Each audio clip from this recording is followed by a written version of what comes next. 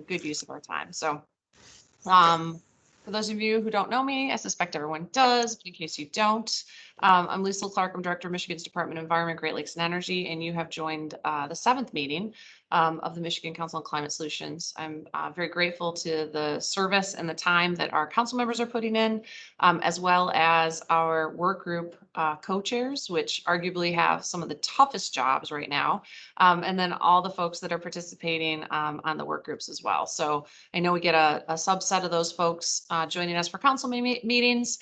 And then I know we also get a variety of folks joining us from the public, and we're really, really grateful for those of you who've tuned in. We do record all these materials and they're available on our Eagle website, michigan.gov/climate.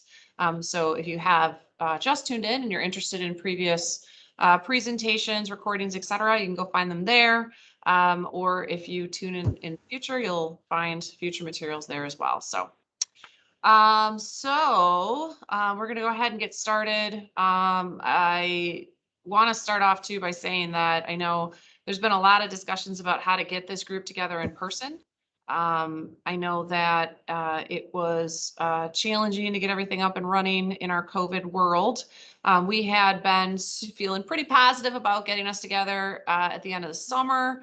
I'm feeling less positive about that right now. And in fact, you'll often see a lot of the team from the Eagle perspective, as well as from other state governments, participating from their offices, even masked up at that point. So there's just a lot of things that we're all watching, hoping that these numbers kind of table off and go back to where they were. It was pretty nice to see them low there for June and July. So I'm hoping we end up back there again. So we'll see what happens. In the meantime, just know that we will continue to get the work done and do everything that we can to figure out ways for us to get together in person. So we had hoped that we'd be able to do a couple of in-person meetings where we'd have some deliberation over recommendations, maybe take a break for lunch, and then pick up a different topic in the afternoon. But we'll see.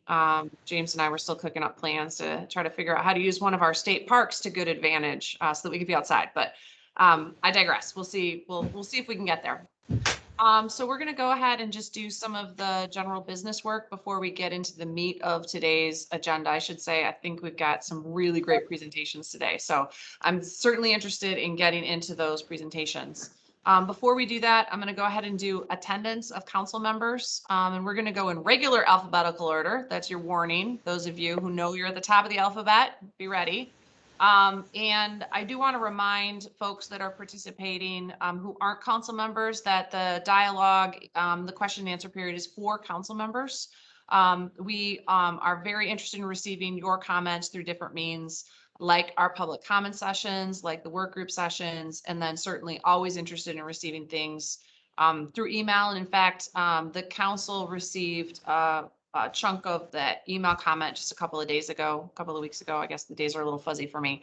So just know that, we're monitoring that email box and making sure that information gets shared. So the deliberation here is for council members, but very interested in making sure we get all viewpoints represented to the best of our ability. So let's go ahead and do attendance, and then we'll do a little bit more of the business and get into the meat. So I'm going to start with MDOT Director Paul Adjaba, who I'm pretty sure is in a meeting with his legislative budget chairs. And so I'm guessing Niles might be on for Paul today. Yes, I'm here. This is Niles. Okay. Thank you. Frank Bieber. I am present today. Thank you very much. Thank you, Frank. I thought I saw you. Susan Corbin from Labor and Economic Opportunity. If not, maybe Judd is stepping in for her today. Director Clark, yeah, Judd's here. I don't know that Director Corbin will be joining us. Okay, thank you, Judd. Mary Draves from Dow's next, and I believe she's actually joining us a little bit late today. Mary, just in case. Okay, I think she's jumping on late. Carrie Dugan, who I think I saw already. Oh, present. Hi, Carrie. Hey. Director Eichinger from across the atrium. Present. Good afternoon. I'm waving in your general direction. Okay. Treasurer Eubanks. Who's trying to get out? I'm here. Great. Yeah. Waving in your general direction. Okay. Jim Harrison. I am present. Hey, everybody. Hi, Jim. Let's see, Director Hertel or perhaps Megan Grill stepped in for DHHS. Megan's here. Thanks, Megan. Happy late birthday. Brandon Hoffmeister, I am here. Good to see everyone. Marnice Jackson. I'm present. Hey, Marnice. Director Gary McDowell from Michigan Department of Ag and Rural Development, or perhaps Joseph Rivet stepping in for him. I'm here on behalf of the director. Thanks. Thank you. Hope he keeps feeling better. Dr. Phyllis Meadows. I'm here. Great, thanks. Quentin Messer from MEDC. Here, thank you. Thank you, Quentin. Dr. Jonathan Overpeck from University of Michigan. I am here. Thank you. Tanya Pozlowski. Present. Hi, everyone. It's funny, Tanya, you disappeared on my screen now. Cynthia Render Williams from Ford. Present. Hi, Cynthia. All right, I gotta make my screen bigger. Phil Roos. I'm here. Good to see everybody. Hey, Phil. Chair Scripps. I'm here. Hello, everybody. Dan, where are you? Oh, there's Dan. Okay. Hey. Jarrell Slaughter. Having some camera issues, but I'm here. Great. Thank you, sir.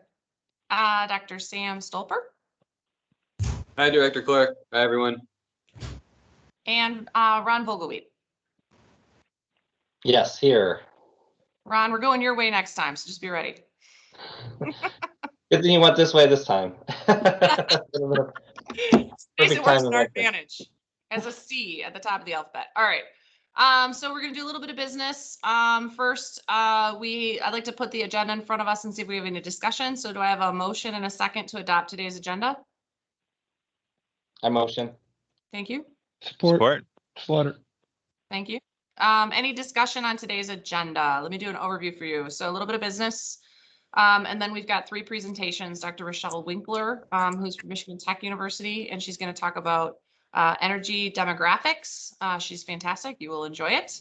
Dr. Jalon White Newsome. Dr. J is going to speak about how do we incorporate people into our decision making and really help us think through equity issues. And she's also excellent. And our final excellent presenter is Paul Francis, who's the CEO and co-founder of Kisget. I don't think I said it right, Paul. You'll have to fix me later. And he's going to focus in from a business perspective, keeping equity in the middle of our energy decision making. And then we'll have lots of time for discussion. So any comments, questions on the agenda that's in front of us today? All in favor? Aye. Aye. Aye. Any opposition? Great. All right, so now we're going to put the meeting minutes in front of us and see if there's any questions or concerns or improvements to those. You should have received these this morning. Sorry, just trying to keep lots of balls in the air. So this is the July 27th meeting. So do I have a motion and a second to put the meeting minutes in front of us? So moved. I'll Slaughter. move their approval. I think I heard Darrell on the first, and I definitely heard a second. That was Phyllis Meadows. Thank you, Phyllis. You're welcome. All right, any discussion on the July meeting minutes? Anybody see anything they want to fix? Yeah, this is Marnice Jackson. Hey, Marnice. I was not present. Okay. Kimber, can we make that fix? Yes, we can do that. Thanks. Any other improvements? All right, with that edit being made, I'll just go ahead and we'll get that fixed and improved to get it posted. So knowing that that's going to be fixed, do I have all in favor? Aye. Aye. Aye. Any opposition? Great. Thanks, everybody. Okay, just a couple of notes on scheduling. Again, we've been hearing you in terms of making sure that we've got enough time. So as you know, we've added some time today. And then we're also attempting to add in 2 additional meetings for deliberation. So as we talk through equity issues today, right at the heart of our deliberation, we'll then get into reviewing the recommendations that are coming out of the work groups. Just to recap, I think folks are aware that the work groups are largely tasked with coming up with recommendations back to us by September 30. They're moving at kind of different speeds and also have different universes that they're encompassing. One of the work groups is well over 100 recommendations right now. Some of the other work groups are in, I think the lowest we've got is like 11 right now. So we are going to work with all of you as well as with the work groups to make sure that you're able to see the universe of what that is. But then we are going to have to work together to get that narrowed down in order to make sure that we're deliberating on what ends up being kind of top tier issues in front of us. So know that you'll see more from us around survey work to understand what it is you want to have in front of us. And know that you'll also see more from us around additional availability from October through December. So you'll likely see that sometime in September. You'll see an email on that in September. So we'll just continue to be working together on that as we go forward. So with that, I'd like to get us into the meat of today. So as I mentioned earlier, I'm pretty excited that we've got 3 fantastic presenters to talk about the issues that are in front of us. But I did want to just set up some of this discussion and make sure that we're all kind of have a little bit of a stage for what's in front of us. You're going to hear this from our presenters, but I am going to just continue to articulate that as we're talking about decision making from an Eagle perspective as well as from a Council on Climate Solutions perspective. Our goal in this world is really to keep people at the front and center of what it is that we're talking about. So taking us back to the executive order that formed the council, Governor Whitmer explicitly directed us to identify solutions to resolve impact disparities that cross Michigan and recommend targeted solutions for communities that are disproportionately impacted by climate change. And so we think this discussion today is a really important part of what it is that we as a council are tasked to do. We also know that when we're talking about communities that are dealing with environmental justice challenges, there's sort of a different lens to which we look at this. And so in some cases, we're talking about distressed urban neighborhoods or economically depressed rural areas. And we know that environmental justice communities are those that are most impacted by environmental harms and often lack the tools to mitigate those harms. And that can show up in a lot of different ways. The tools can look like emergency or medical services. They can look like communications technologies like broadband or high functioning infrastructure that's capable of handling extreme weather events. We also know that these types of communities are often hit first and worst by our disasters. With a high percentage of residents living in substandard housing or with infrastructure that can't handle the severe storms that we're now seeing, without money to address flooded homes and with resulting health impacts. And they can also be without health insurance to properly address climate exacerbated ailments. So I know that you all see this as something that's directly in front of us. We know that this is not theoretical. You know, this is not a someday in the future challenge. You know, we can see this real life and present day. We can see it in the intense rainstorms that have been hitting across the state as well as across the country, particularly in Southeast Michigan area and the challenges that our infrastructure has faced in response to that. We also can see it in communities that are largely dependent on agriculture and related industries because of the impacts and dislocation that we're seeing from our changing climate. So when we look at this work as a council, we have a responsibility to view the potential opportunities and costs of dealing with the climate crisis through the lenses of equity and environmental justice. So we've talked a couple of times with all of you. The governor created the Climate Justice Brain Trust to develop a justice and equity-based framework for creating and implementing the My Healthy Climate Plan. And so integrating that expertise and the feedback of the Brain Trust is especially crucial as we pivot to examining concrete recommendations for action in the next few months of our work together. But beyond receiving input for the Brain Trust, and the Brain Trust has been involved somewhat in the work of the work groups as well, we also have to keep these considerations of justice and equity at the forefront of our thinking. So if we fail to see the challenge through the equity lens, we don't get the full picture of the breadth and significance of the problem. If we fail to see potential opportunities through that lens, we won't embrace the full range of solutions that's in front of us. So how do we reduce emissions and greenhouse gases in a manner that minimizes potential negative impacts on our residents and it maximizes the co-benefits? Here are some questions that I'd like to put in the back of your head as you're listening to presenters today. So how will the council's recommendations impact energy costs and the energy burden of low impact residents or low income residents? How will our recommendations impact labor markets? Will they reduce some types of jobs? Will they create new economic development and workforce opportunities? What populations, communities, and geographic areas could benefit most or could shoulder the biggest burdens? Will there be property tax ramifications for particular communities if we implement various recommendations? How do we think about that up front? How do we craft our recommendations, and how should the state of Michigan consider impacts as we design programs? Will recommendations have a direct impact or an indirect impact on public health? And again, will the health challenges and opportunities be equitably shared by all Michiganders? So we're going to continue that discussion today, as has happened through the work groups, and I know has been on some of your minds in previous presentations. And we're going to continue to have it over and over as we get into the recommendations. It's central to what we've been asked to do on behalf of our state and on behalf of our residents. With that, I'm going to start by handing it off to Dr. Rochelle Winkler from Michigan Tech University. Dr. Winkler did a wonderful presentation to support the UP Energy Task Force not too long ago of energy demographics, and she's got a great presentation queued up for us today. With that, Rochelle, I will let you take it away. Okay, thank you, Liesl. I think everyone can hear me, and you should be seeing my screen at this point. So yeah, let me know. You call out if you can't, but I'll just assume all is good. And thanks for inviting me to be here today. James and Kimber invited me to talk about Michigan demographics with regards to how they relate to energy use and demand. And this is especially relevant right now as we're just starting to get Census 2020 data. And so we have some new good information to share.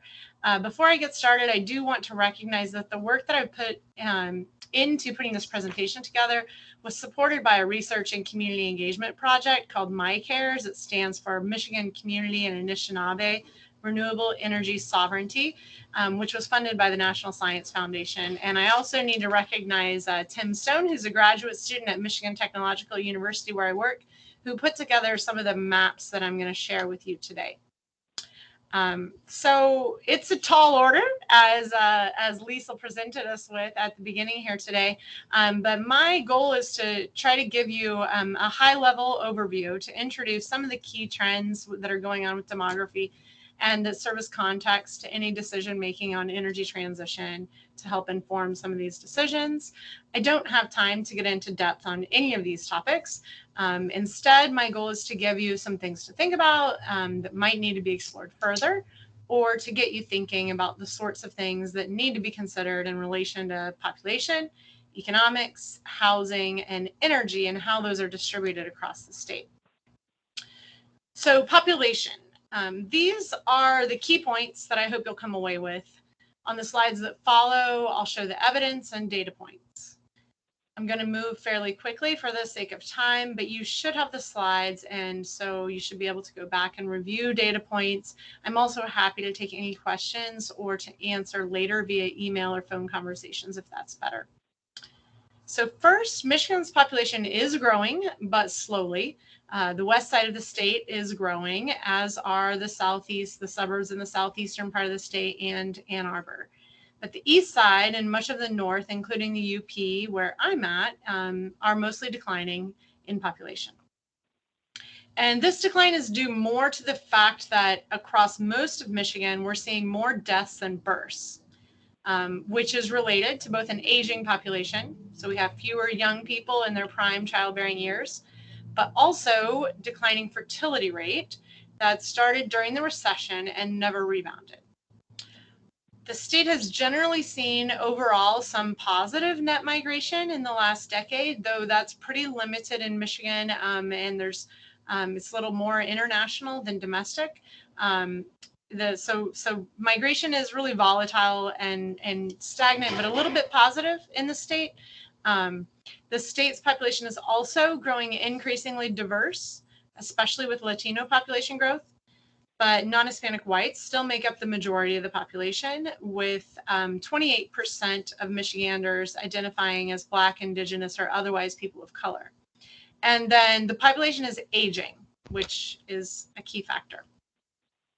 So with Census 2020, Michigan's population surpassed 10 million. This map shows how that population is distributed, with one dot representing each 50 people. And then looking back and forward, we can see that while population declined somewhat in Michigan between 2000 and 2010, we saw this relatively slow population growth that I talked about over the last decade.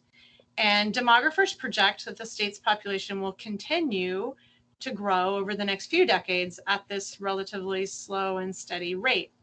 But I should say that one thing that we've learned over the last couple decades is that this population growth is volatile, and it's really pretty minimal.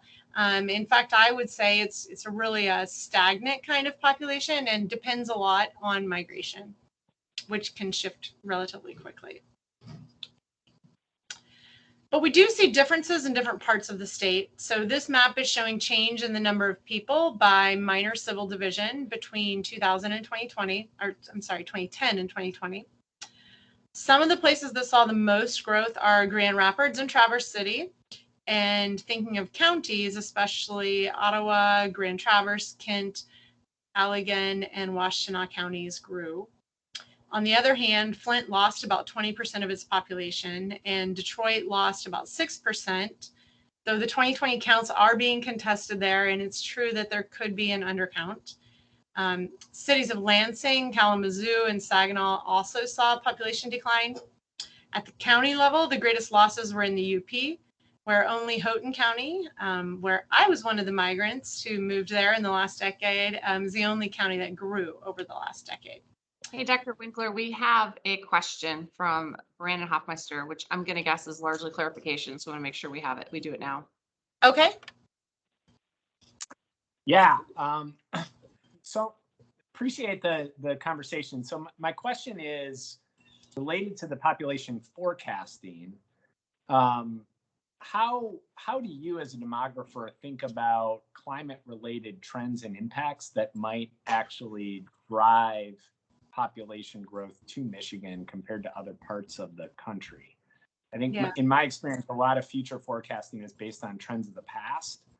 And you hear these anecdotal stories that Michigan is going to become, more attractive as a place to live, in part due to the relative impacts of climate change here versus other parts of the country. As we think about planning for the future, I'm just wondering your thoughts on how we should be thinking about future population trends in that regard. Mm-hmm.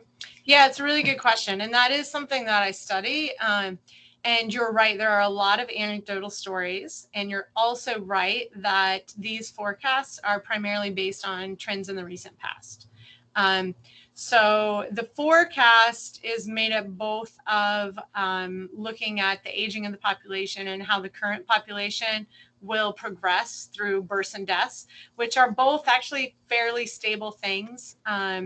It's the migration that's a bit of the question mark factor. The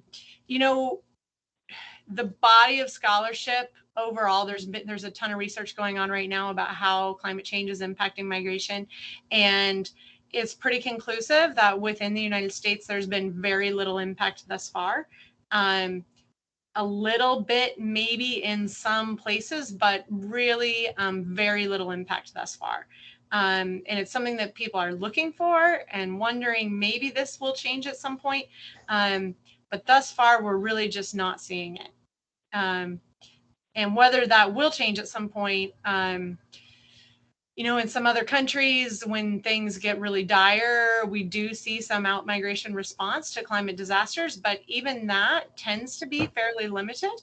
And more people moving to more regionally to like a better place within the region, as opposed to moving long distances when faced with climate stress. So it's not a real satisfactory answer to your question. I guess my professional opinion on that is, well, no one can really predict the future. We might see some changes, but I wouldn't expect it to be dramatic, and I wouldn't expect it to come in the very near term.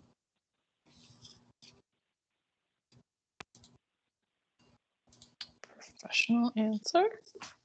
Okay, so I'll just get right back to it then. Yeah, okay, so there we are. So this map is just showing that same population change 2010 to 2020 that I was talking about, except it's at the county level.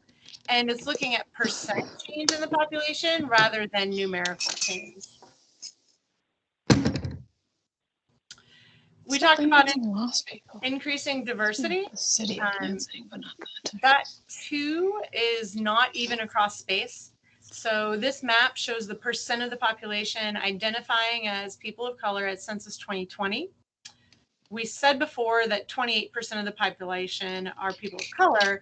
Blacks make up the largest group at 14%, followed by Hispanics at 6% each.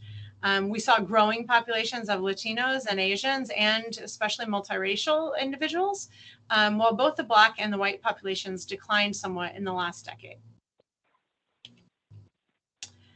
And this chart shows the age structure of Michigan's population. The oldest ages are at the top, the youngest at the bottom. And you can see that this chart is growing increasingly top heavy as the population ages.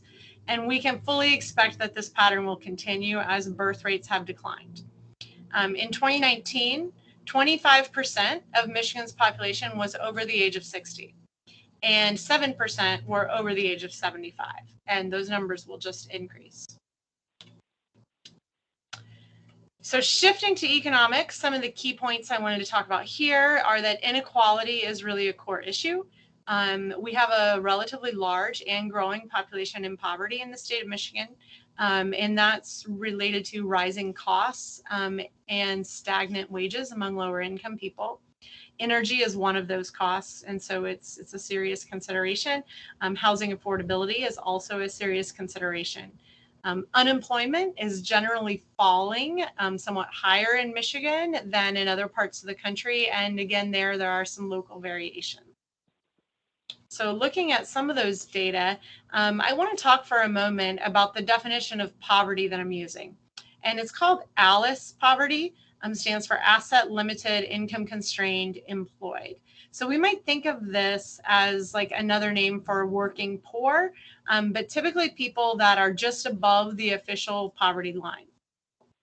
The ALICE threshold is the average income that a household needs to afford the necessities defined by the household survival budget for each county in Michigan. So that budget includes a cost of living factor, and that factor is estimated at the county scale and also for different household types. So like size of household matters. In 2019, 38% of Michigan households fell below the ALICE poverty threshold. This means that while the percent of the population that is in poverty under this threshold has stayed relatively constant, the number of households in poverty has increased somewhat as the population has grown. And this increase is also because of the cost of essentials like housing, childcare, food, transportation, healthcare, and technology, which are included in that survival budget, grew faster than other items in the last decade. And also, it's because wages for lower income people are relatively low and stagnant in Michigan. So in 2019, a record number of Michigan workers were paid by the hour. So that's 58% of Michigan workers. And 58% of the state's jobs paid less than $20 an hour.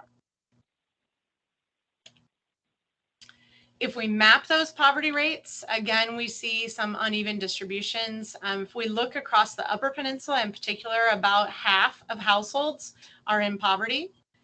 Poverty is also high in central Michigan, especially Clare, Lake, Isabella, and Mecosta counties in that central area. Lake County has the highest rate at 56% of households below the poverty threshold. And then there's also variation within counties. With the city of Detroit, for instance, has a 69% poverty rate, and Highland Park has an 80% poverty rate. Poverty is also increasingly concentrated over time nationwide, so concentrating in space. And so these county level data can be somewhat masking pockets of poverty that we might see at smaller scales if we were showing that here. Dr. Winkler, you've got another question. Sorry to Yeah, interrupt. no problem. Ron. Yeah, just a clarification too, for me is when we look at Alice, how does that map to living wage calculators as like MIT and others have set out in that construct? Yeah, that's a good question. They would be related in the sense that they're both looking at the cost of living, but they're not like perfectly related because they're also related to income thresholds, you know, and the how households are constituted in terms of the number of people living there. So I would say that they're correlated. You're going to see some correlations, but not exactly. So for instance, like some of the high poverty rates that we see in the northern part, some of the more rural parts really of Michigan here would not stand out as much in a cost of living calculator alone. Does that help? Yep. Yes, it does. Thank you. Yeah, thanks. Good questions. So we can also look at this broken down by different types of households and how they fall under poverty. So looking by race, the greatest number of Alice households are headed by a white person, but the percent of the households in Alice are higher for people of color. And that's especially true. The highest group that we see is among single female headed households with children.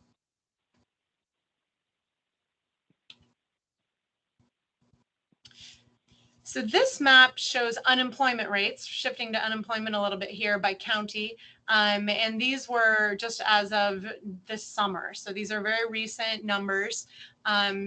Generally, the rates are relatively low at about 5% across the state, especially when we look historically. That's a relatively low rate. And if you look just over the last, couple of years, in some ways this has been falling, but a lot of that fluctuation is due to pandemic-based variation. So it's kind of hard to tell really what's going on recently. Still, we can see that the northern part of the state has higher unemployment rates. And unemployment is somewhat higher in Michigan than it is in other parts of the country.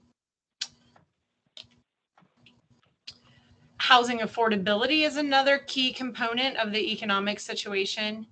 This is determined both by housing costs and also by income, so kind of related to Alice in many ways. Across the state, about 19% of homeowners spend more than 30% of their income on housing costs. And that 30% threshold is a common way to say they're housing cost burdened. If you spend more than 30% of your income on housing, that's probably too much to really meet your needs. And that amounts to more than 500,000 households. I'll also note that that's just for homeowners. If you looked at renters, these percentages would be higher. And about 8% of home owning households spend more than 50%, more than half of their income on housing. And that's over 200,000 households. Also, again, these rates vary across the state. Housing affordability is a particular struggle in much of the northern lower peninsula, as well as in Wayne County and the Flint area. So more on housing, talking more about housing. The point I want to make here is that the characteristics of housing matter for energy efficiency and energy use. So thinking about the size and materials of housing, the year it was built, and whether it's single or multifamily or mobile homes can really impact energy use. For example, single female and mobile homes use about twice the energy of apartments on average. Housing tenure, which is the ownership versus renters, is also important for thinking about consumption and for what kinds of programs are needed. Homeowners on average consume about twice the energy as renters do. So talking about housing size, The average household size in terms of number of people per household is decreasing. It's currently about 2.5 people per household in Michigan. And that's because we have more people living alone. Some of that's related to the aging of the population. One really neat source of data, I think, is from the U.S. Census Bureau. They have data on characteristics of new housing. So if you want to just really look at what's going on with the new development, you can get data on things like the heating source, whether they have central air, the size, how many stories, what kind of materials, and all of that could be important to consider when we look thinking about energy or thinking about potential policies related to, say, building codes. Nationwide, the average square foot per new housing unit is increasing historically. In 1973, it was about 1,660 square feet. And that amounts to using about 104 million BTUs of energy a year. By 2015, that had increased to about 2,687 square feet and higher energy use. That has gone down in the last 5 years or so. So in 2020, that average square footage was down a little. And that's related to millennials generally choosing smaller houses. But that, again, could be like a generational shift. We hear a lot about anecdotally, I think, those kind of things. But it could also just be related to affordability and their age. They currently are young and they're a pretty big cohort of people. So looking at where new housing units are most getting built, this slide shows housing unit change in the last decade. Red counties lost housing units, while the darker green ones saw the most new housing development. So about half of all the housing units that were built in Michigan in the last decade were built in Oakland, Kent, Macomb, and Ottawa counties. We add all those together. And overall, we saw about 113,000 new housing units in the state. And this, looking at older housing, is something that I think is a really important one. It's about the age of our housing units. And that's important because it aligns well with efficiency needs. So it's a sort of proxy for thinking about where we need the most investment in energy efficiency. It also relates to substandard housing and a housing that might be vulnerable to disaster impacts of climate change. So I think it would actually be even better if we were looking at a combination of year built, like the age of housing, combined with housing value would give us a better picture of really housing units that are under stress or under need. I didn't have time to do that here, but that's something that you all might consider. But just looking at this year built part, 22% of Michigan housing units were built before 1950. And this, again, varies across space. So in the darker red areas of the map, 40% or more of the housing units were built before 1950. We also see variations by other characteristics like the age of the householder. So if we look just among seniors, like age 65 plus, 35% of them live in housing units that were built prior to 1960. So it's a little more likely to live in older housing. You could also look at this in combination with other dimensions like race or income. There's a lot of overlap here with various disadvantages potentially stacking up. And I didn't have time to kind of layer everything on top of one another for this presentation, but that's the sort of thing that I think would be really valuable. And I would encourage you to look into that more deeply. And hopefully looking at these maps will kind of allow you to start to do that as we move through. Multifamily housing units are another thing. So these are like apartment style living. In Michigan, 72% of housing units were single family detached homes in 2019, and about 5% are mobile homes. And this shows how that varies across space with the darker green colors showing the percent that are multifamily homes. And I think we tend to think of multifamily housing as like a big city thing, but you can see from this map that it actually spreads out in a lot of areas that are more rural as well. Home ownership, 71% of Michiganders are living in housing units that are owned by one of the householders. If we look at just people who are age 65 and older, they're more likely to own homes. 82% of them own their home. As opposed to if we look at younger people, 56% of households less than age 35 are renting. And again, we see some variations across space, whereas in the northern part of the state, some of the more rural areas have greater home ownership. And then finally, talking a little bit about energy consumption, some of the key points there. Residential consumption is relatively high in Michigan compared to some other places in the US. And in Michigan, at the household level, 55% of our energy use was spent on space heating. So heating is a big component in Michigan compared to some other places. Utility costs are important to think about. We talked a little bit about energy cost burden. And again, kind of layering all of these things together, we can start to see that some of the places around the state that pay the highest utility rates are some of these same places that are facing some of these other burdens. Heating fuel source is another thing to potentially look at that could impact transition opportunities. And then transportation is another important thing to think about, especially because it's a high part of energy demand. And we do have differences in households with regards to, for instance, whether they own a vehicle or not, or how much people use public transportation. This is just a quick slide to show that this is across the whole United States, looking at the average retail price of electricity and how it has changed over time for different sectors.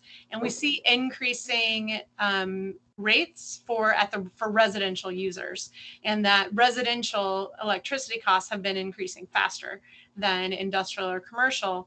In Michigan, the average monthly electric bill that households pay is over $100 a month. If we look at the average price of electricity within Michigan, there are vastly different prices by utility. So this chart is just looking at all of the different utilities in the state of Michigan. So each one gets a little orange dot. And I know it's hard to read a lot of them on the in-between, but you can see that some of those highest rates there in the upper corner are actually all in the UP. Then we drop down quite a bit. The city of Marquette is the next one there, and the city of Negaunee. And then we see DTE and consumers kind of just behind them. And then we're followed by a lot of more rural electric cooperatives and municipalities with some of the lowest costs there on the right side. If we look at heating source, what this map tries to do is to show the dominant heating method by municipality, minor civil division across the state. And so I know it's kind of hard to read here, and it'll take some real thinking. I think the takeaway story here is that we do have some areas of the state where natural gas is really dominant, especially in the southeast there, but we have a lot of other areas of the state where the heating sources are really mixed. And most of those mixes are a mix of propane, electric. We have a surprising, I think, 10% of households are using electric for heating source in Michigan. So that mixed is mostly propane, electric, and wood, as well as gas. So those are the four biggest types. And you can see this 76% of households use natural gas, 10% electric, 8% propane, and 3% wood as the primary source around the state. And then finally, transportation. To think about this, I just included this map with the percent of households with no vehicle available. So the darker reds here are those households without a vehicle available. Across the state, 8% of households do not have a vehicle available. And so they're using other transportation sources. If we look at just people age 65 and older, it's 10%. If we look just at renters, it's 19%. And then 59% of households have 2 or more vehicles. So some of those households have several, and we get a lot more cars that way. If we look at the main ways that people get to work, 82% of Michiganders commute by car by themselves to work, 9% carpool, and then the smaller proportions use public transportation, walk, or bike, or other things. So these are just some of the summary points that I hope you came away with. And these are some of the references that I used if you want to check those out. And I'm happy to take more questions later or now. people have them. Thank you. Great. Thank you so much, Dr. Winkler. I think I'm going to see if we have clarifying questions because I do want to get to the other two presenters because I'd like to be able to package it sort of together. So, but I do want to allow clarifying questions right after that presentation. So anything else that anyone would like to ask?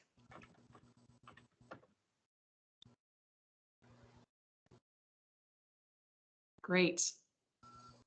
Okay. Thank you. Moving on to Dr. Jalon White Newsome. Dr. J, the floor is yours. Thank you again for joining us. All right, good to see you, Director Clark. Can everybody hear me okay? Sound great. All right, awesome. And Kimber's going to help me out with showing my slides. So first of all, greetings to everyone and many thanks to Brandy and Regina for the invitation to share some thoughts here today. That is going to be a little different than Dr. Winkler's excellent presentation. I'm still absorbing all that data, but really maybe more practical ways on how you can think about your large task of assembling some recommendations to address climate change in Michigan that are centered on equity. And I don't use the term equity lens because I feel like, again, a lens is something you can take on and off at any time. And so I refer to centering equity as an equity analysis. So, but before I dig into that, I do want to say that I am calling from the Napa Valley, the original lands of the Ohlone, and I'm out here actually talking about climate justice with a group of state judges that I'm doing a training. So this has been on my mind and heart all morning. And what I will say, sitting in a state that is experiencing wildfires and other challenges, again, just brings home the importance of climate justice in this conversation and how we must have people as a part of the solutions. So, Kimber, you can go to the next slide for me. Thank you. So I think it's important to just start out with understanding a little bit about the perspective that I bring to my work. And I'll make it brief, but my love for science started in taking samples from the Rouge River and going and putting a plant in our garage and letting my mom's diesel car run to see what it would do with the plant. So this love started very early, which translated into spending several summers at Dow Chemical Corporation in Midland, Michigan, because I was an aspiring chemical engineer.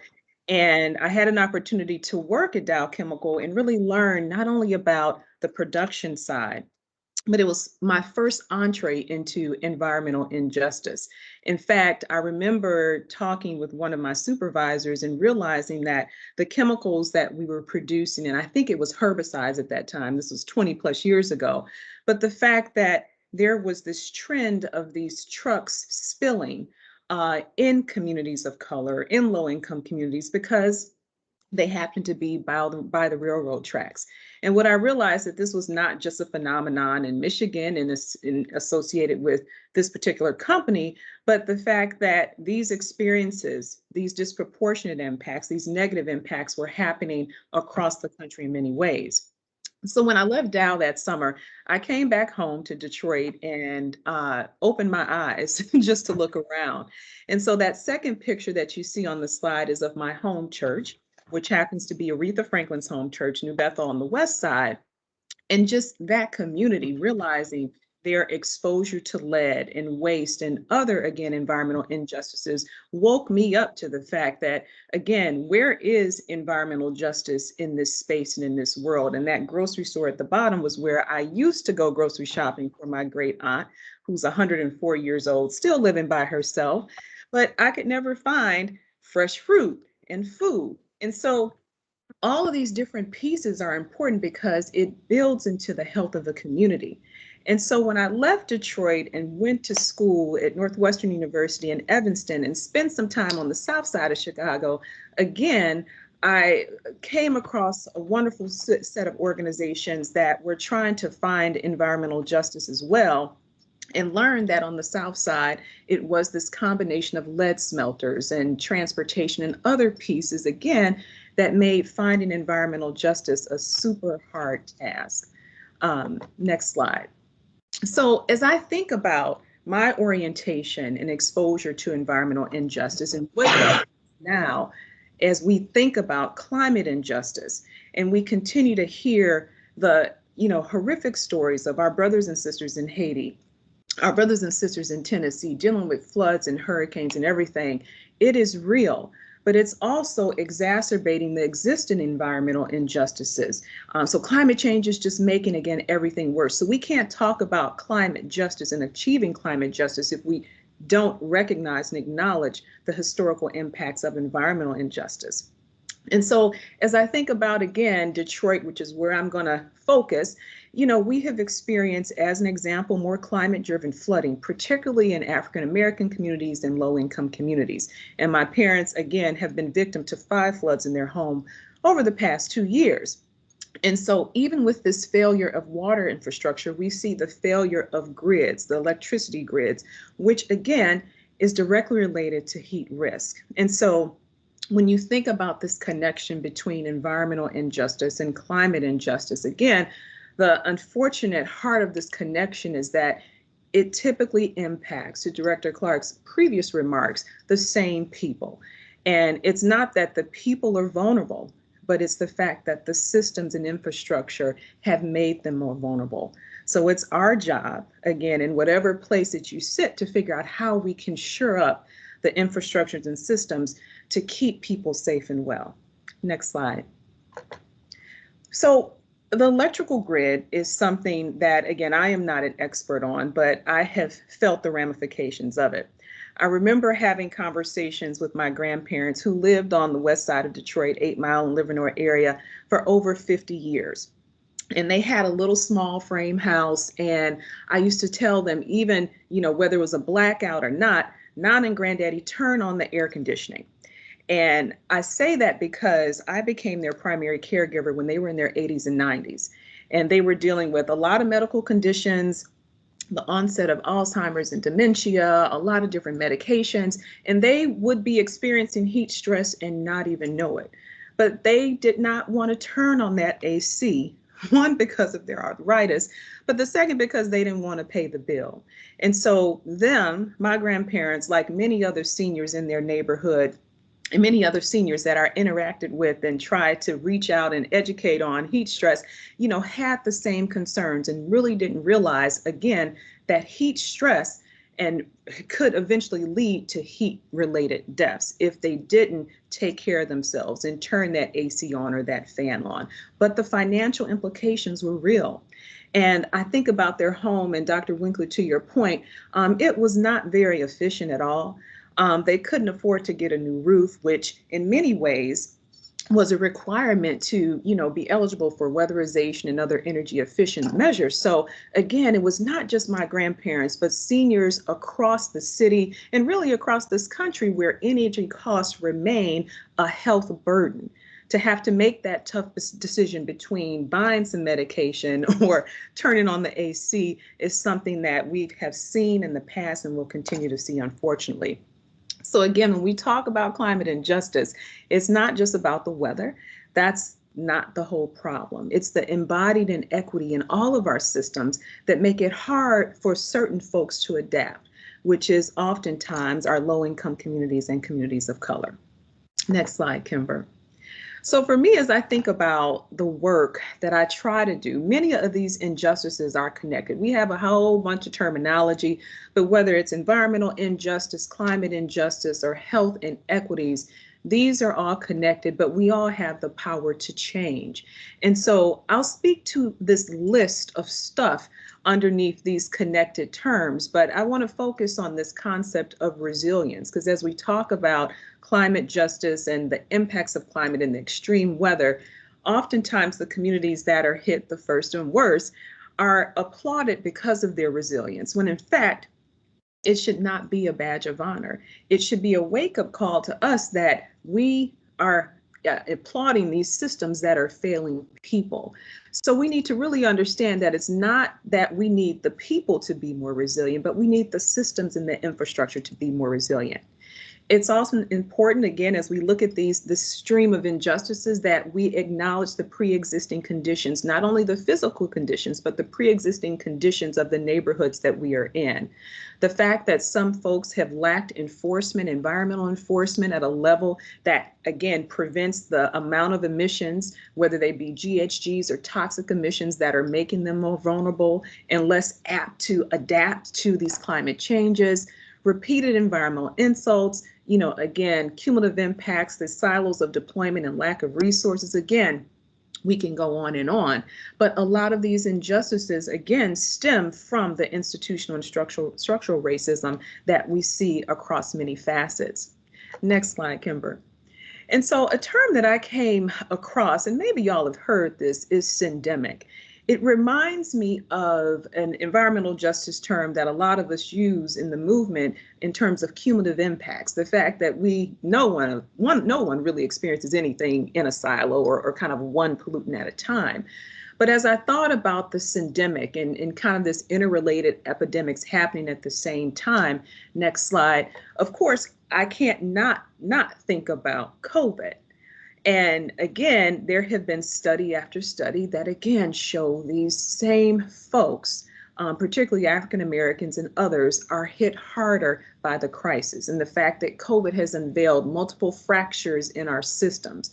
But we also know, based on Dr. Kimber's work, again, that we have this syndemic, this epidemic of poverty, of housing cost burden, of homes that are efficient, energy burden, environmental injustice, and the list goes on from Detroit and beyond. It's the syndemic of failed systems. Next slide.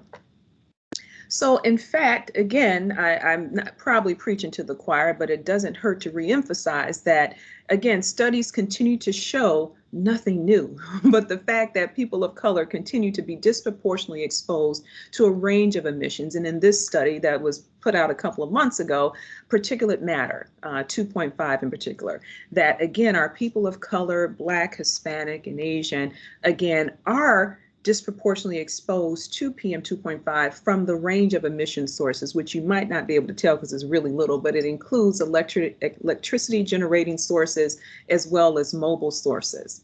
Next slide. And then also, as we think about this layer of injustices, again, there are other layers of exposure that happen because of history. So that's why we can't forget history. We can't forget understanding and appreciating the context that our communities are in. And so this particular study, which came out last year, again, gets at the fact that our red line communities, those communities that I would say were historically made to be vulnerable, not just because they made low-income folks and immigrants and others live in these places. Well, these places are vulnerable and shown to, again, be more disproportionately exposed to heat events. But you can overlay that with flooding events. You can overlay that with COVID. You can overlay that with the lack of health infrastructure. There's so many things that these red line areas, again, show the impact of, again, these cumulative, I would say, cumulative disinvestment and cumulative burdens that these folks experience in these red line areas to this day. So again, that historical context is critically important as you think about solutions and recommendations. Next slide, Kimber. So, for this discussion and for this body, in order to really achieve, again, and I talk about this aspiration of climate justice and environmental justice because that's what it is that we must have, I say, the two EDs, equitable decarbonization and energy democracy. And I love the definition from the Climate Justice Alliance that gets to, again, this principle of no harm to the environment, supporting local economies, but also contributing to the health and well-being of people, which is sometimes left out. Next slide. And I think this goal of hitting both of those EDs, again, has to be really couched in health, right? And so a couple of years ago, I had the opportunity to be a co-author on the National Climate Assessment, and particularly the Human Health chapter with a focus on environmental justice. And I think this diagram is so important because it reminds us that not only in that purple box in the bottom do we realize the health outcomes from climate change, but also that box on the right reminds us that there are all these different factors that are in play that, again, that are driving, how the exposure pathways, that middle box that people are exposed to, and those other social determinants of health that, again, make certain communities more vulnerable to climate extremes while others can withstand a little bit more. Next slide. So we know, and we're clear, there's studies, there's data, that there are communities of color, there are older adults, there's children, et cetera. There are folks that are more vulnerable because of climate. But what I want to really think about now, next slide, is, really focusing on this question that I posed to you. And I know Director Clark posed a lot of questions, but the one thing that I want to focus on is really thinking about how you develop solutions and recommendations that center the needs of people as you strive, again, to meet those two EDs, decarbonization and energy democracy. And this acronym ADAPT is something that I came up with. It might be a little bit corny, but hopefully it gets the point across. So next slide, Kimber. So as I've said before, acknowledge the harm. When we talk about energy democracy and decarbonization, our energy system has left some legacies that we aren't real proud of. So we have to, again, acknowledge that legacy pollution and deal with it and not uncover or not hide it. It's also the fact that we have existing health disparities in certain communities that are because we allow this harm to happen. And how do we, again, figure out ways to prioritize those hot spots of disruption, the places where we know where it is redlining, where we have high rates of energy burden, where, again, we're seeing more flooding and multiple climate impacts. So we must begin to acknowledge the harm that has happened in order for us to move forward. Next slide, Kimber. I also get excited when I think about a word that is so important to me, and that's accountability. And I used to work for the state government of Maryland in their Department of the Environment a long time ago in a former life in air quality.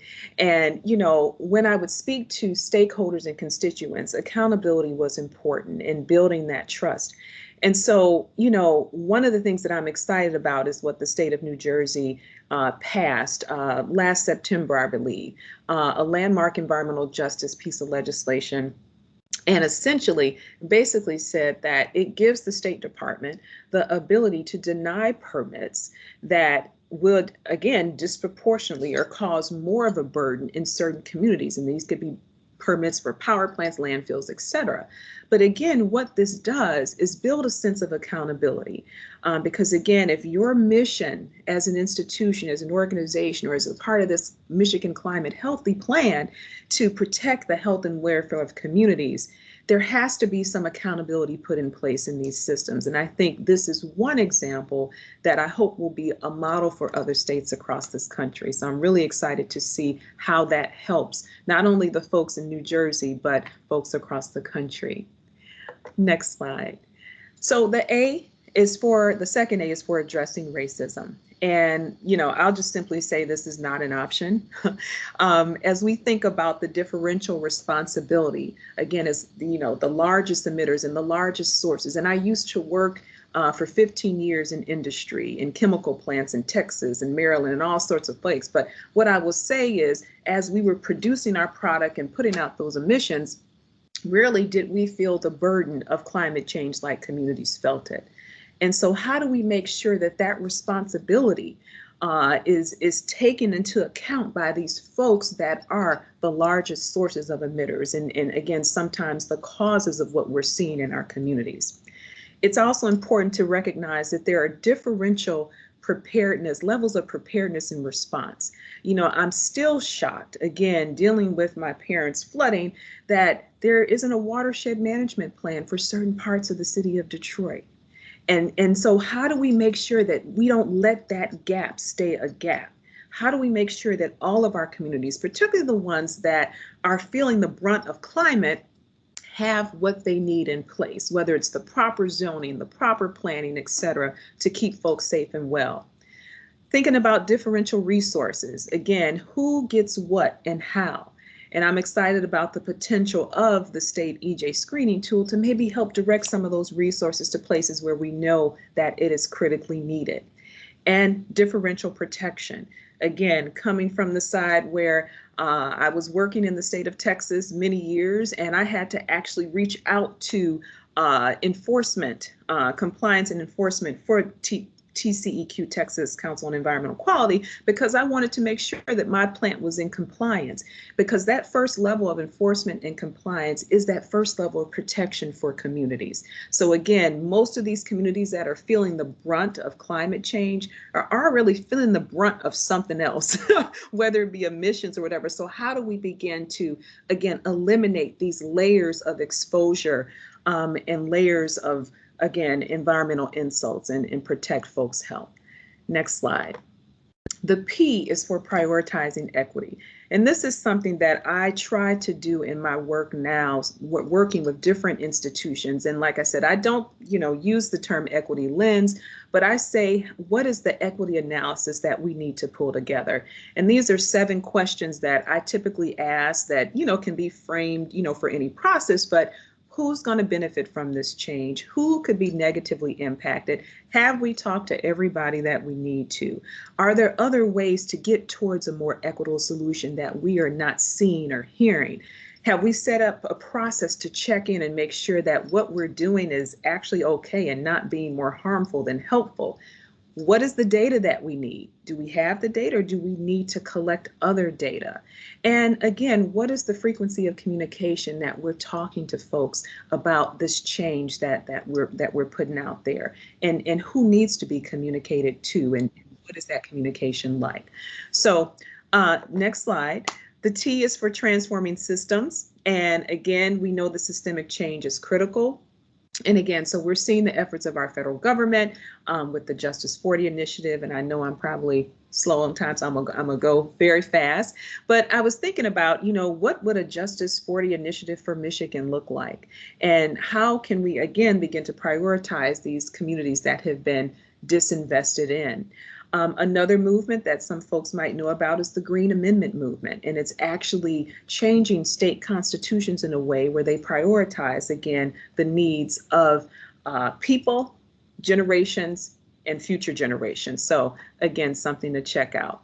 Okay, very quickly, these last 2 slides. I want, because we're talking about energy and transforming and decarbonization, there's a project that I'm working on now called the Roosevelt Project. And what we're trying to really understand is the environmental justice and health implications of the vehicle transition, or the transition to electric vehicles. And some folks on this phone have been very helpful in that. And so I just want to share that, again, next slide, Kimber. There are some recommendations that we are putting forth that talk about the importance of policy, process, and practice, and how this big shift and change to something that can really benefit low-income communities and communities of color and those that have been overburdened, we have to make sure that we're doing it in the right way.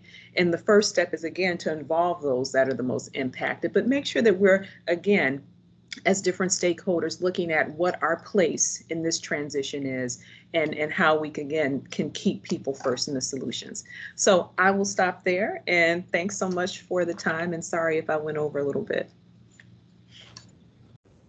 Great, thank you so much, Dr. J. We've been on a lot of calls now, and I know I can call you Dr. J, but really appreciate it. I think that you called out a lot of the intersectionality that has been bubbling up in the course of previous presentations, and then put a finer point on it in terms of how does it relate to people, and complements Dr. Winkler's presentation nicely. So before we get into discussion, we're going to turn it over now to get a little bit more directly focused when we bring together kind of the climate work that we've been talking about, along with the economic development side, and how we move this kind of whole engine forward. So I've invited Paul to present and to speak a bit from his perspective. He has, well, I'll let him do the introduction. We had a great conversation the other day, and I think you're going to get a lot out of this too. I'm intrigued in particular as we start to take some of the kind of broader concepts and then look at them more specifically in terms of how do they translate. And with a background in electrical vehicles and the systems that are necessary to kind of move our mobility component forward, you'll see how it connects into Paul's work. So with that, Paul Francis, take it away, sir. Thank you for that introduction. That you're like a really good setup, MC. Dr. Winkler, Dr. White, Newman, appreciate the presentation. Dr. Winkler's was actually kind of like the cheat code for me, with kind of providing context for what I wanted to share today. Was we able to get the presentation in within the time, or do we want me to just speak? Because I could do that, or I could potentially share screen. Let me check. Kimber, do you have a preference? No, but Paul, if you want to share your screen, you're welcome to. Just let me know if I can help in any way. Well, were we able to share it with you and get it to you where we can do next slide? Oh, for me, no, I do not have it. If you emailed it to me, I could put it up, but I do not have it. My apologies. Okay, let me share screen. Please, everyone, let me know if you can see it. Thanks, Paul. And we're happy to share it with folks afterwards too. So. All right. Is this the share? Looks Can you great. guys see my screen? Perfect. Yep. So thank you once again. To clarify, it's Kidget. And the reason for that, we're Keep It Green Transit, Keep It Green Tech, Keep It Green Team. And the reason why we went to Kidget, other than it being kind of a mouthful for URL to type, it was because in our early days back in 2013, we were working with municipals. We were very ambitious, and with naivete, we were working with AC Propulsion, who brought us into the business, conducting vehicle-to-grid demonstrations and pilot projects where we would donate an electric car and a charging station. And in those early days, I was a reseller for one of my competitors, and the whole business model was to transform fleets and electrify them early enough. Well, what we found were the barriers that laid with the infrastructure being kind of dated, not just in underserved communities, but also in affluent communities as well. So we made the pivot to Kidget, Keep It Green Tech. And that's when we decided to become an original equipment manufacturer of smart level 2 EV charging stations.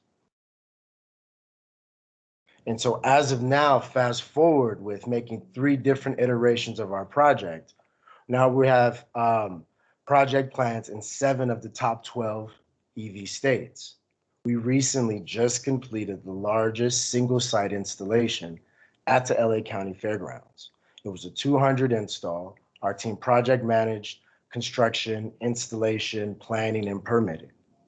It was a wonderful thing to see how when people are working together, when you have utilities, the site host, which was the county, and you have eager team to get stuff in the ground, how quick you can move to get stuff on time, under budget during the pandemic. But the key factor was everyone was motivated. See, right here, we had mixed use. So it wasn't just about our chargers. We had to install some charge points. We had to install others because not all charge stations are made equally. And so that's what we're learning too, and similar with projects and infrastructure, especially in frontline communities. For example, a passion project of mine, but now has become a very good learning lesson and tool when you talk about infrastructure, is that frontline communities and faith-based organizations, they have plenty of land. They have parking spaces. They are usually the watering hole for the community, not just in urban communities, but every community you think of. Unfortunately, when we look at data, they were built prior to the 80s, the 90s, unless you talk about these mega churches. But when you look at rural areas and the outside communities, these are the perfect places. That's why in South LA, they're asking us to bring projects and bring EV charging and microgrids as well. We also have a project in Hollywood, and I'm not saying this to name drop or talk about what we're doing. It's to outline a demographic difference by how the infrastructure challenges are all the same. What we'll go into later is the inequity portion of when permitting and actual getting feasibility studies play into a role of the community types. because what we're seeing is the same old, same old. And we're not talking about necessarily racism, because I think that plays a role when you look at economics and class. But when we look at the same old, we're talking about power lines, transformers. We were asked as a developer to invest our own dollars into upgrading infrastructure and overhead power lines. The picture of the faith-based organization you saw, they're asking us to invest nearly $250,000 just to redo the power lines. I'm unsure of how it works in Michigan, but after listening to the data by Dr. Winkler, it sounds like there's similar components that could be there in Michigan when you're looking at older communities where people own. I'm not sure if you guys are aware, but many of the gig economy are the homeowners. If you look at the data from Lyft and the data from Uber, it shows that 55 and older are the majority of their drivers. However, they both have a commitment to go to 100% EV in the next several years. So we're going to have to see a tremendous transformation in our infrastructure and how we work together with utilities and municipals, because we're not talking about just getting EV chargers in the ground. We're talking about livelihoods here that can be impacted. And we don't want to say that we had these goals and there was a disconnect, because unfortunately, the frontline engineer who we often have to work with, depending on if it's support and a utility here in California, if it's just the Austin, Texas project we finished there at the university, or even at the New York Navy Yard. What has to happen is the frontline engineers are the ones who ultimately see the project plans. They see the designs. And if they are used to understanding that, hey, this project is hard, it's going to take a lot of time, investment. And in this underserved community where typically you see the brownouts and the blackouts, but they have vast amounts of land. And typically most of the folks who rent and drive pre-owned vehicles, which will fill up the millions of EV drivers we're expecting, they live here. But there's no incentive for me, the frontline engineer, to say, hey, let me go ahead and improve this project and focus on it when I have several others that I can knock out and get done easy, because my quarterly review has to show my performance on getting stuff done. So what I'd like to share is just kind of on the grassroots level when we're dealing with multiple projects in different states, is that the same old is just older infrastructure, not ready for the future. And we learned that when we did a V2G project 10 years ago, when we were discussing, hey, we want to do a V2G demonstration, and we actually powered a third of the parking lot lights with one EV. But Edison didn't let us do it. But in the name of innovation, we had to go forward it anyway. But because they know what's going on, they had a surprise transformer check. But that's when we decided that, look, infrastructure inequity is not just happen to be in communities, but actually how the stuff is built. It's taken us 2 years in South LA to get someone to come check out whether a pole should be there, because there is no local grid available. However, in our Hollywood project, it took about a year or 18 months. But in in motivated communities, Texas, we got our project done within 8 months.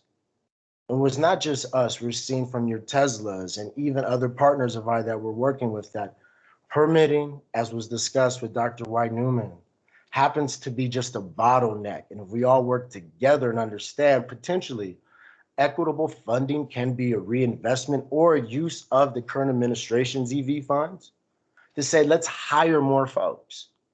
Let's allow entrepreneurship to happen.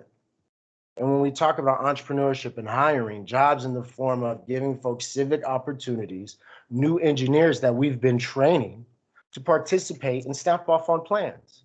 Excuse me 1 second, I'm doing a lot of talking. And what you see here is a great example of the first ever all African-American from construction, ASA, they're a licensed engineer, their own construction team, solar company. We're the only level 2 manufacturer bi-coastal from New York to California to do this project 4 years ago. We created job opportunities. And what we're trying to do now, when you look at working with frontline communities in the city municipals, is potentially our ask is, let's reinvest there and hire more folks that are dedicated specifically to the cleaning and the climate tech future that we are hoping for. Through the forms of green jobs and workforce and economic empowerment, because it's not just gig, but it's actually engineers and tradesmen that have always had the capacity to just install simple electrical issues. When you talk about energy efficiency and HVAC, these are the same folks when we call IBEW to help us with Austin that say, hey, we have Elk Electric that could come in here and do your entire project for you. This is just not the future. This is everyday and skills that we could take over from the past and retrain and reuse for this future. Manufacturing, we manufacture our own metals. And when you look at climate tech jobs, that's just 3D designing. That's CAD work. That's working now with the traditional metal fabrication companies locally on both sides, because everywhere from the East Coast, West Coast, Midwest, Michigan, especially the heart of Detroit, manufacturing is huge. And this is a component of it. Steel, enclosures.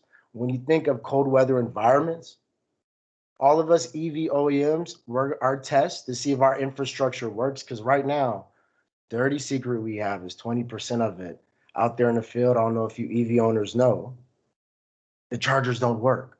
I'm not going to drop names, but what we have an opportunity there is maintenance. EVs will require less maintenance, but the infrastructure to support it will require more maintenance than gas pumps. And will require still a manufacturing old skills to help us make sure that our stuff works in Michigan when it gets really cold.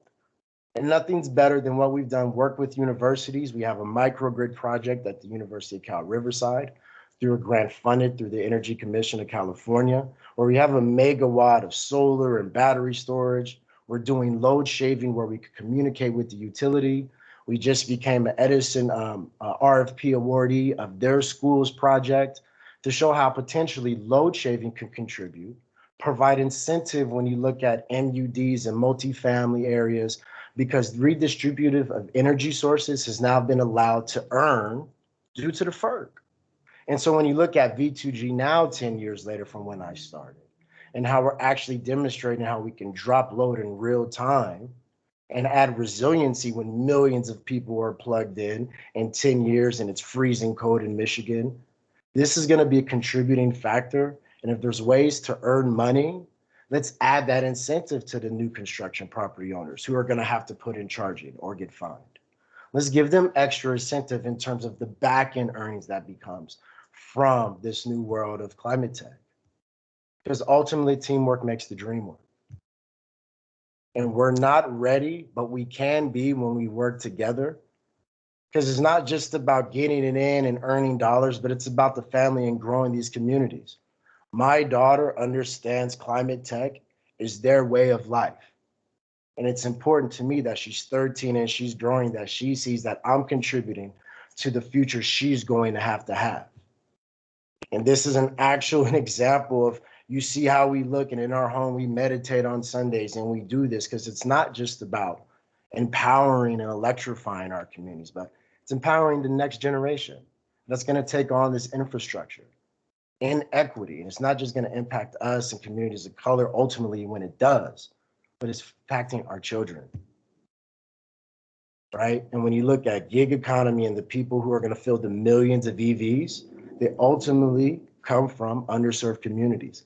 Black and brown communities that rent. We just heard the housing data that are pre-owned. Many people who earn and have EVs can afford EVs, but we're expecting millions to hit the road. Where do we think this is going to come from? These communities and these people, our people.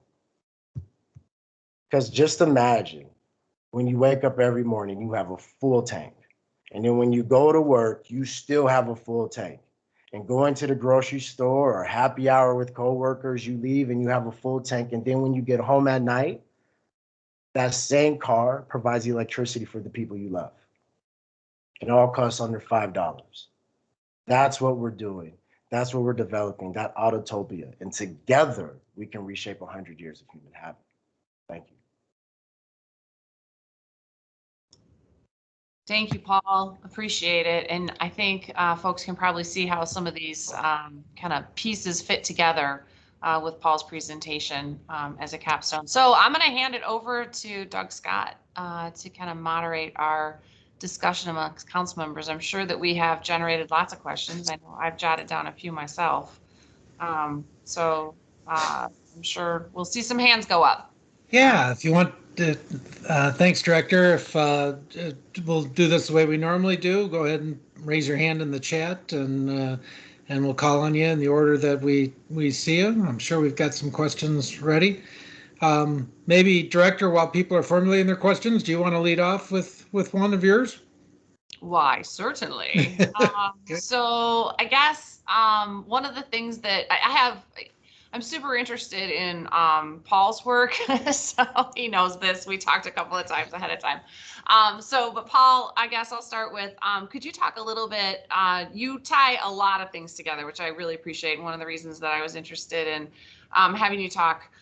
One of the particular challenges that is vexing for me around electric vehicle deployment is that of multi-use dwelling.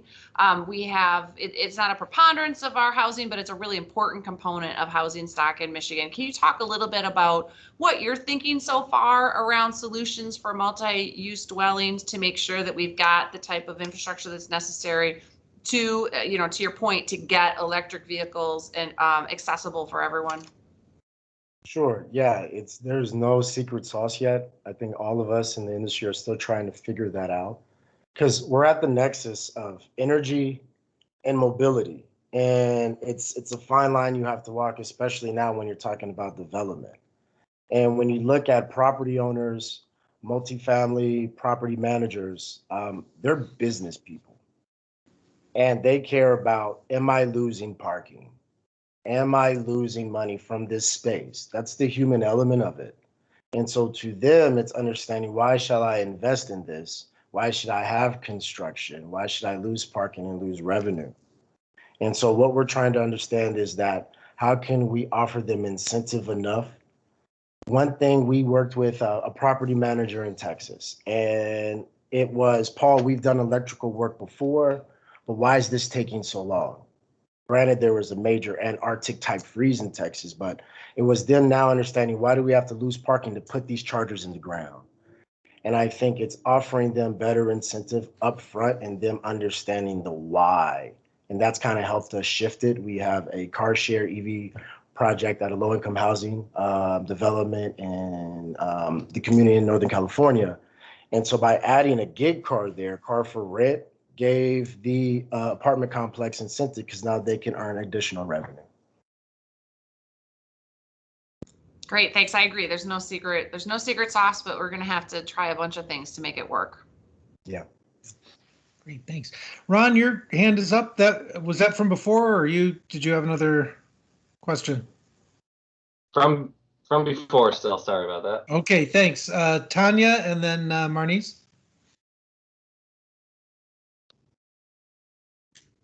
Thank you. That was really a fantastic education from all three of you. So thank you so much. I want to say, Mr. Francis, you deeply inspire me with your very human approach to your work and to your family, and hope that more of us can take that approach to what we do on a day-to-day basis into our work. So thank you. My question actually is for Dr. White Newsome, however, or others. Would be curious if anyone else has thoughts on this. You talked about the importance of having impacted communities at the table for the decision making and what this energy future is going to look like. And I know one of the things that groups attempt to do in order to try to to bring folks in respectfully and, address the value of their time to participate in some of these spaces where the rest of us, as part of our everyday job, are at the table where these decisions are being made and have an opportunity to provide input. So one of the things I know has been proposed in groups is having stipends for community groups, so that at least they can be paid or have access to the resources that are necessary to truly participate. But I would just like to hear any other thoughts you have on best practices or, other ways to really both value those communities honestly in that process and make it feasible for them to truly participate. Tanya, so I appreciate that. And again, there's a couple of things that come top of mind to me. And I'm speaking from when I was working again as the Director of Federal Policy for We Act for Environmental Justice, so an environmental justice organization. And oftentimes when we would be asked to come into spaces, it would be at the last minute. It would be at a time where we couldn't engage. Or it would be kind of like a check the box exercise where, yeah, you're just sitting here, but we really don't want to hear your mouth. So what I would say is that, yes, valuing community members' time by offering a stipend is important. I think also making it a date, time, and place that is accessible to different folks with different constraints. And that could be whether it's offering childcare, whether you're making sure that it's accessible for differently able people, that you have translation services available. It's a range of things that you need to consider. Also, I feel like in a lot of ways, it's about building authentic partnerships, and that, this should not be, in my opinion, something that's a one-off thing. So is there a way that you can begin to, create and build trust? And part of that, and one of the ways that we've done it, is actually creating a memorandum of understanding or an agreement between the partners. So again, when we come in this room and we sit around this table, you might hold this position out there and out here, but at this table, we are all equal, because power is real. And it becomes a barrier to true authentic partnership and solutioneering, as I call it. So I think if there's a way to co-create a partnership document that says, this is what we're going to do together, this is what we're both going to get out of this, so it's not extractive, and making that very clear, that is super important. And then the last thing I would say is acknowledgement. Oftentimes, and again, I've experienced this and I speak from experience, is that, I would offer ideas to these mainstream organizations and they would take them and run and go get funding or go publish it. So making sure that you are acknowledging the brilliance of community and in more ways than one, not just with the dollars, but, making sure that they are on board with whatever solution and that folks are going to benefit. So those are a couple ways that I would suggest you think about approaching it. But there's plenty more. Thank you. Thank you. Marnice Jackson.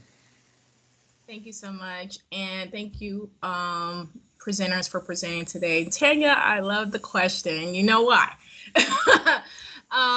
So this question is for Dr. Waidusom. Could you provide us some advice, the council members, as we move these recommendations forward? Could you provide some advice to us on how would we advance equity in a true way while working alongside industry folk like DTE, Consumers Energy, and the like? Because I'm seeing that we're centering them a lot within these different working groups, and I know we need to see different perspectives. However, in my personal opinion, we should have started with the equity conversation in the beginning. So what are your recommendations for us as council members if we're going to really be true to being equitable? Oh, Marnice, I appreciate that question, and that is real and hard, because I think about, again, and not stereotyping any particular industry, but from my experience, industry is there to make profit, and oftentimes people are kind of the last thing on their mind, and so. What is that thing that is going to change the culture and motivation for these entities to think differently? And I think one of the things that I guess the approaches that I took when I was trying to, again, convince my plant manager that we need to do things differently. We need to do things in a way that is going to protect not only the folks within these walls, but outside the walls, is really, you know, how do we bring people into the value system? How do we make it not the last thing we think about, but the first thing? You know, if we're saying that our mission is to do such and such, whether it's providing energy, whether it's whatever, people need to be a part of that mission. And the only way, again, that sometimes you get the attention of these organizations is if it's one, costing them money. If it is, let's see, costing them time. And I think the culture change, I think making sure that, again, as you said, people need to be a part of these conversations that are impacted at the beginning. And then really figuring out how do you incorporate the accountability practices into how these institutions do their work. So it's a matter of internally, you have to have some frameworks or some accountability practices, but then you also have to have a way that the folks on the outside can hold these folks accountable, and what are the repercussions.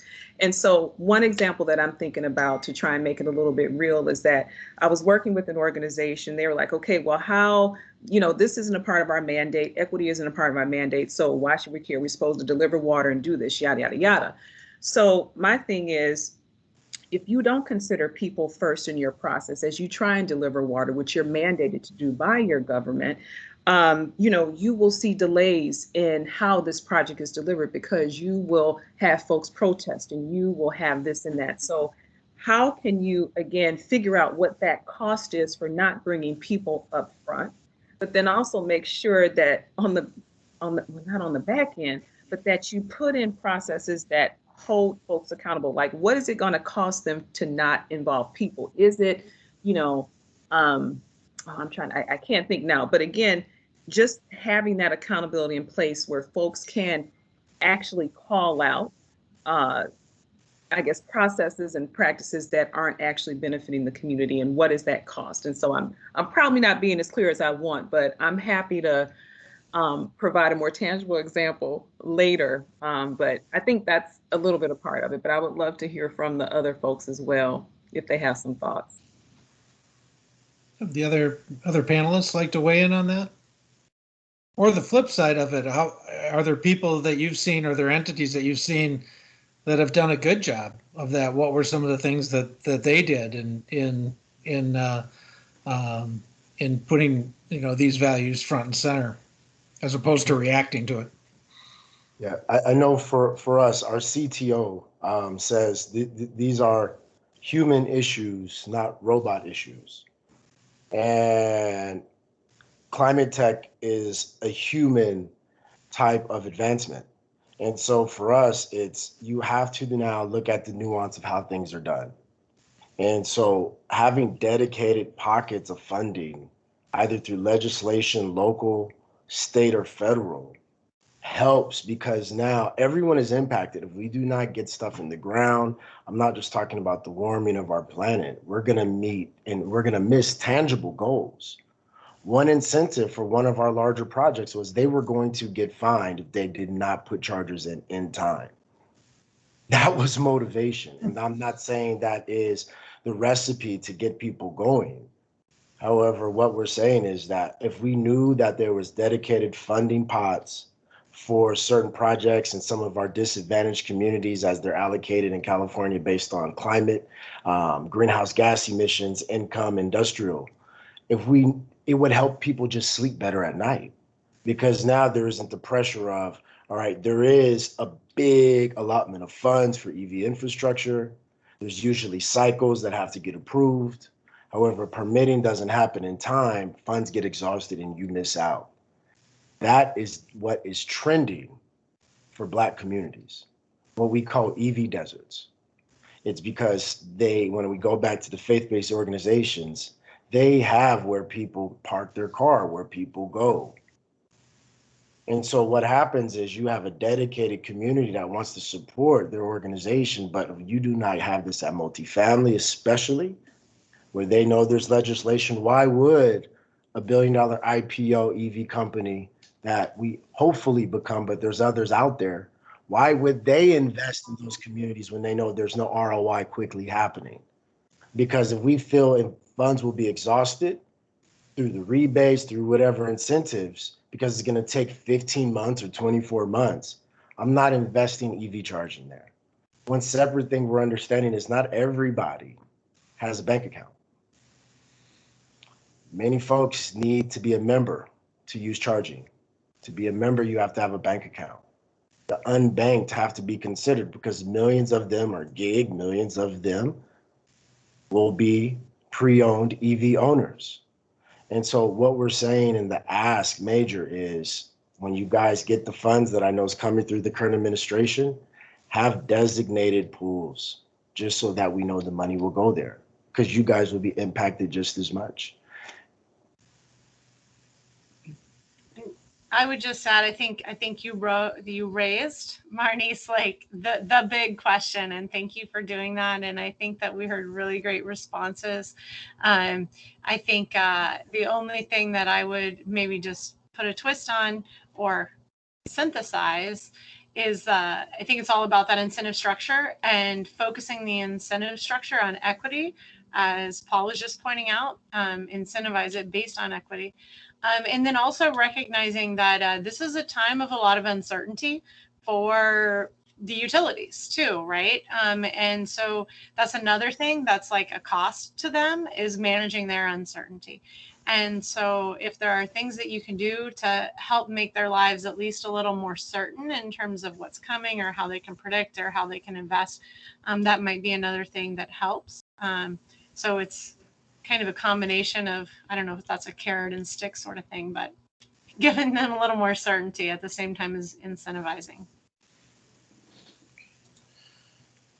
Looking through the chat to see if there are other questions. If not, I'll ask one, or I know Director said she had a couple. So I'm very interested. I'm with the Great Plains Institute. We do a lot of work around, we're just helping Eagle work on the Michigan project, but we do work in lots of other states.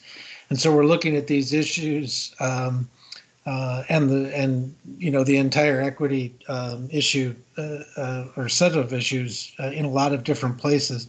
I'm really interested in the job aspect of all of this and contractors and bringing on contractors of color and trying to work the job angle of this. What are the things that you think dedicated pools of money? I understand that's one thing that happens in a lot of places. What are some other issues there? If Michigan was trying to be the most impactful they could be in terms of making the new energy economy jobs the most accessible they could be to people of color, what would some of those things be? Anybody? I'll tee it off. Okay.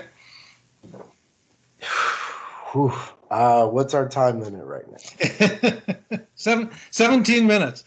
Okay. Okay, let me see what I can do. So one thing I know is it's entrepreneurship, not just jobs.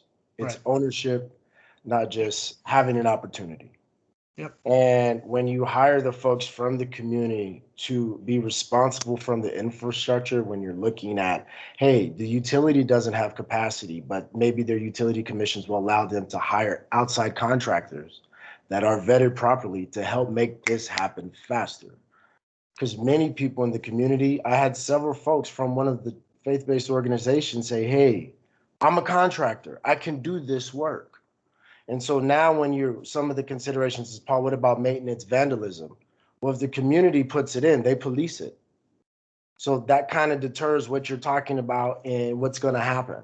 We've never seen that before when you talk about the New Deal, right? Back in the early, nearly 100 years ago when we built infrastructure, you never saw people from the community put the stuff in their community to help their community.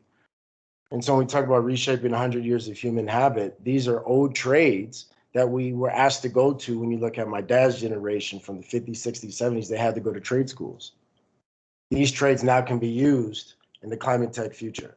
When you look at STEM, many of what we're doing, we're looking at 5G, cybersecurity, software is very heavy in our business, especially when you're talking about communicating with utilities and giving them kind of a certainty.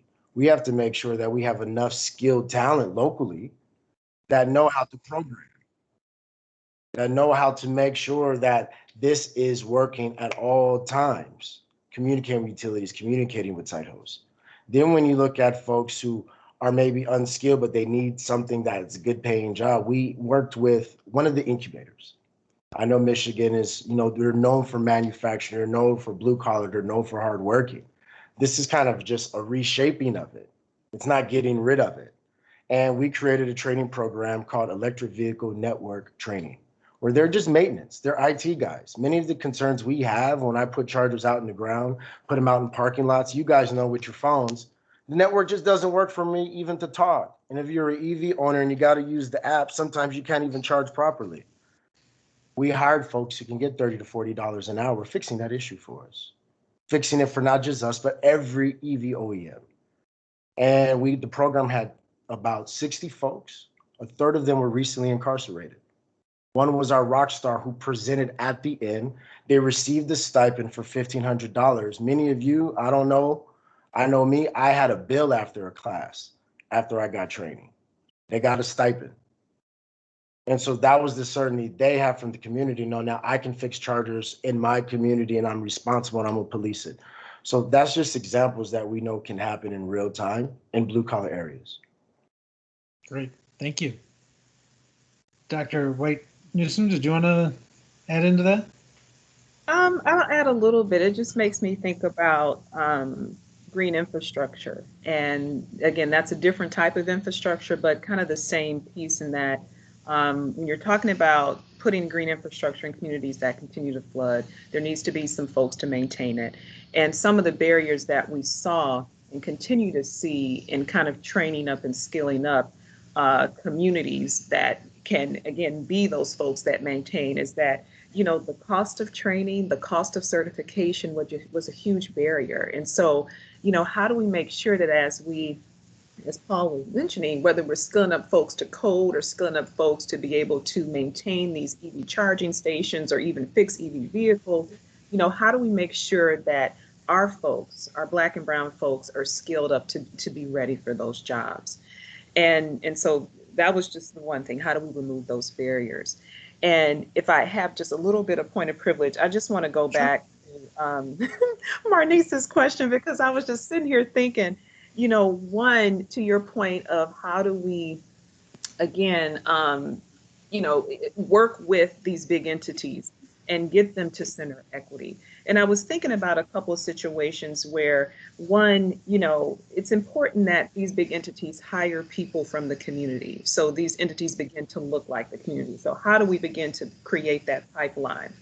The second piece, and I don't know if this already exists, but I think having not just a community advisory board, but a community board that actually helps shape the decisions that these entities make and can, put a check on folks, particularly as it relates to energy. So that's another tangible way. And then I think the other piece, which is sometimes hard, but I think we're going to see more of it, is the cost of inaction or the cost of not doing the right thing. How do we make it just not good to your bottom line to ignore the folks that are being impacted more and more? Like if you don't do this, in the long run, and this is something that I had to do when I was working with industry, we're going to end up paying multiple fold. And I would say again that fines, at least from my experience, most of these corporations don't care about fines, unfortunately. I mean, $25,000 a day means nothing. And so what is going to be that thing that incentivizes them to think differently? And that's going to have to happen internally and externally. So I just wanted to, again, throw that out there. But that's a great question. Appreciate that. Thank you. Marnice, did you want to follow back up on that? And then we'll go to Sam Stolper.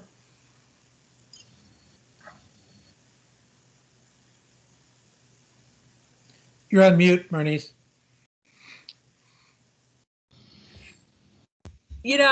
That's great. We would like to shift the thinking of a CEO of a utility company that makes billions of dollars.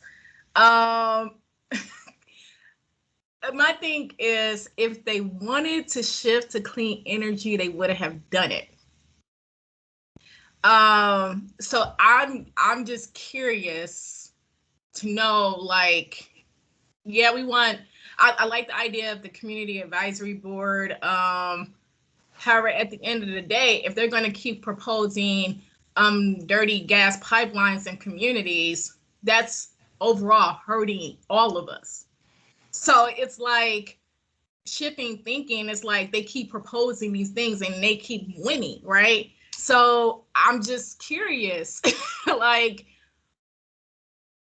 an advisory board is not going to help the overall climate issues, our goals, all communities, period. So I'm a little bit stuck here because we're centering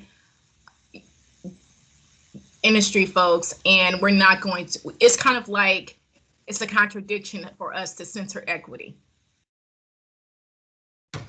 Sorry, y'all had to bring it up, but if we're going to be real about the equity conversation, we need to go ahead and tear off the scab, like right now, like before we even move any further. And I know we don't have a lot of time, so I'm recommending that we do put this on the agenda for next month. Okay. Obviously, we'll take that up with the folks from Eagle, but let me get to Sam. He's got a question here. Yeah. Hi, everyone. Thanks, Dr. Winkler, Dr. White Newsom, Mr. Francis, for your presentations.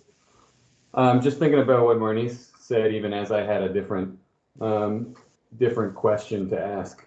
I think Marnice is right, though, that, or I think it is my understanding, or it is my sense that many community groups and leaders representing disproportionately exposed communities want to shift as much of the burden as possible of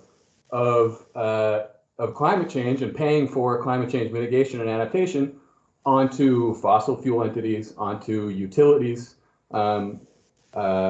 et cetera. And, you know, with all respect to people on this council, that some of whom represent some of those entities, that's something that that's hard to talk about, but seems really important, like whether that's something to recommend or whether that's even possible. What is the scope for that shift? Another thing I was going to say that's related, that wasn't even going to be my question, was just, I've been thinking a lot during this meeting, again, I think I've suggested this before, about redistribution through prices, about, you know, when it comes to the cost of electricity, when it comes to the cost of water, when it comes to the cost of anything that we're going to invest in as part of this effort. I mean, burdens, as Dr. Winkler, I think, suggested, and Dr. White Newsom as well, are already, even before we do anything, they're already much higher for a certain proportion of Michigan residents. And we should be, I think, considering like low income, affordable rates, even before we do anything about climate change mitigation and adaptation. And now if we're going to have to spend, and if we're not going to, if we don't want to, or not going to be able to shift the burden onto entities that we might think are more to blame, then it's even more important to be thinking about, okay, how is our customer base going to share the burden of the investments, the spending we have to do. I think maybe I'll stop there instead of asking my question. Thanks.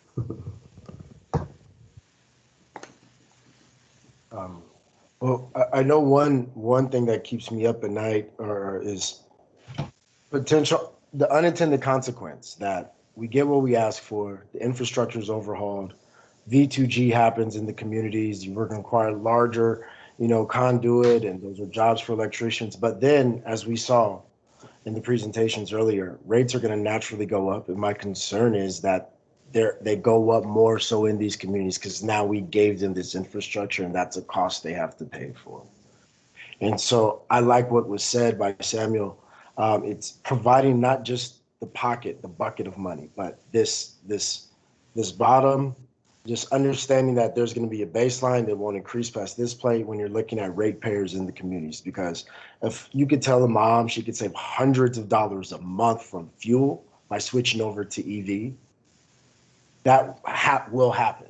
She could do extra things with her family. But one thing we don't want to happen is that now her electric bill went from $100 a month to $300 to $400 a month. And so providing protections in there, not just to put it in your home, but for the future is important. And then one thing I like to say about, Black and brown communities, we're not just blue collar workers, right? This is a tech business that we're owner operators of. And when you look at white collar work, a lot of the educated folks coming out of college are Black women, they're coders. Our lead software program for our utility software is a Latinx woman. So it's not just, it's the community that gave us the foundation that have the trades, but the generation, the millennials, the Gen Zs coming out, that's white collar and they're extremely talented. And so it's having that balance and making sure they understand the protections that they're gonna, receive if they transition over.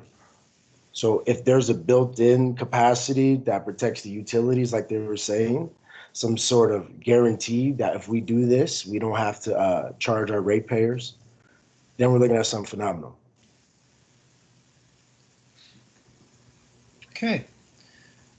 There's one comment in the chat too about also looking at people with disabilities and how they relate to the EV issue. And I believe Paul brought up the comment about folks returning after incarceration as well. So there are lots of different groups that we need to keep front of mind as well. Director Clark, I'll let you give some last words and then send the group on our way. Thank you very much. Tremendous presentations, very, very thoughtful, and I know we'll provoke a lot of thoughts and a lot of discussion within the group as it was meant to. So, Director? Yeah, thanks, Doug. And I will echo Doug's thank you to our presenters and frankly to council members for some pretty honest conversations. I think what I'm left with at the end of the day was, first of all, that, I think this was exactly the right time to have this conversation. I think that it was important to have the grounding of understanding how the work groups were the kind of the pillars of the work, so that we could think about how equity reflects that as we go into the recommendations. And so that's the opportunity, right? Is to figure out, as we're now talking through the recommendations, how do we think about the equity component of what we do and that intersectionality? And I heard a lot of intersectionality in the presentations today. I also, from Rochelle's presentation and thinking about what does energy burden look like in the state? What are our neighbors, our colleagues, our family members, our communities facing? And I say that, both from a negative and from an opportunity perspective, like what's in front of us. Obviously I come at it with a water lens, and we know that there has been dramatic disinvestment in our water infrastructure, frankly, over decades. It looks different than our energy infrastructure for sure, but there are, some parallels as we think about what do those investments look like. We also have an opportunity because of what's in front of us and what's happening at the federal level to be thoughtful about, how do we make sure that those types of investments are done in a way that floats boats. And what that says to me is, and what I would leave everyone with is inclusion is important.